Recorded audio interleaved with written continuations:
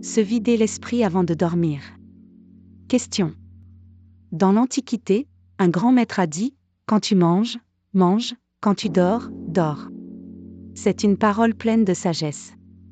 Mais de nos jours, beaucoup de gens sont tellement occupés qu'ils ne mangent pas à des heures fixes, et pire encore, ils n'arrivent pas à dormir quand ils le devraient. Comme beaucoup souffrent d'insomnie, les somnifères se vendent très bien. Maître, auriez-vous une méthode pour mieux dormir ? Réponse.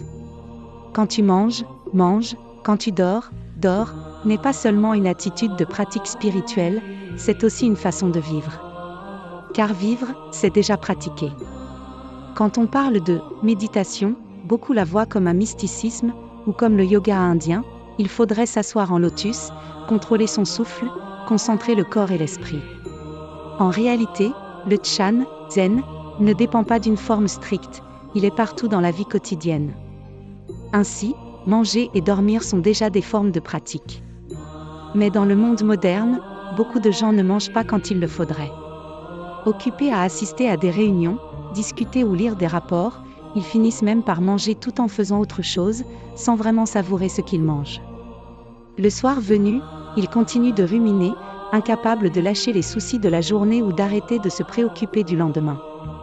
Le cerveau ne s'arrête jamais, et même s'ils finissent par s'endormir, le sommeil est léger et ils se réveillent épuisés. Ne pas bien manger quand il le faut, ne pas bien dormir quand il le faut, ce n'est plus une pratique. Même si l'on remplit son estomac, on ne sait pas quel goût ont réellement les aliments, même si l'on est allongé, l'esprit reste agité, sans trouver le repos, c'est comme ne pas avoir dormi du tout. Ce problème touche particulièrement ceux qui travaillent beaucoup avec leur tête, comme les cadres et employés de bureau. Trop de choses à craindre, à surveiller, à s'inquiéter. Certains souffrent d'insomnie, d'autres sombrent même dans la dépression. Pour bien dormir, il faut d'abord identifier la cause de ces inquiétudes, trouver le nœud du problème et le résoudre. Si nécessaire, consulter un médecin et prendre un traitement adapté. Chez les pratiquants spirituels, avant de dormir, on s'efforce de se vider et de se détendre. Prendre d'abord une douche chaude, puis s'asseoir en méditation pour relâcher les muscles et ralentir l'activité mentale, en essayant de ne penser à rien. Une fois au lit, on peut porter attention à sa respiration, sentir chaque inspiration et chaque expiration. Si l'esprit reste agité, on peut compter les respirations, de 1 à 10, une inspiration et une expiration comptant pour 1. En général, on s'endort avant même d'arriver à 10. Certaines personnes comptent des moutons, une brebis, 2 brebis.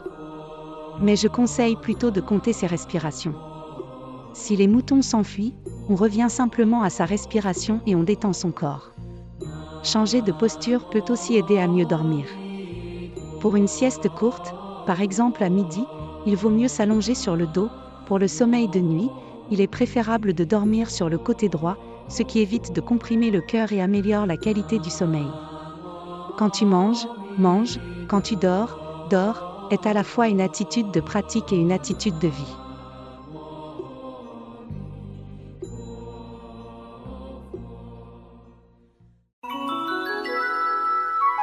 Puissé-je renaître en la terre pure de l'Ouest, dans une fleur de lotus des 9 grades, comme mes parents.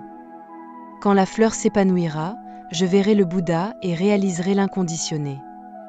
Je serai accompagné des bodhisattvas qui ne régressent jamais. La terre pure, ou Sukva, est un royaume de félicité décrit dans le bouddhisme Mahina, particulièrement révéré dans les écoles de la terre pure.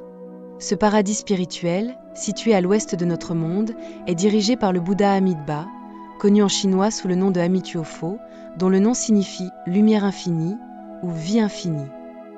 Selon les enseignements, Amitofo a fait le vœu de créer un monde sans souffrance, où tous les êtres qui récitent sincèrement son nom avec foi peuvent renaître après leur mort. Cette pratique, appelée Nyanfo, consiste à invoquer le nom du Bouddha par la récitation. Namo Amitofo, ce qui signifie hommage au Bouddha Amitabha. La terre pure est décrite comme un lieu de paix, de beauté sublime et d'enseignement bouddhique constant. C'est un environnement idéal pour atteindre l'éveil, car on y est libre des désirs, des distractions et des souffrances de notre monde. La dévotion à Amitofo n'est pas fondée sur l'attente d'une récompense, mais sur la confiance dans sa compassion et le souhait sincère d'atteindre l'éveil pour le bien de tous les êtres. Elle est ouverte à tous, quel que soit le niveau de compréhension ou de pratique spirituelle.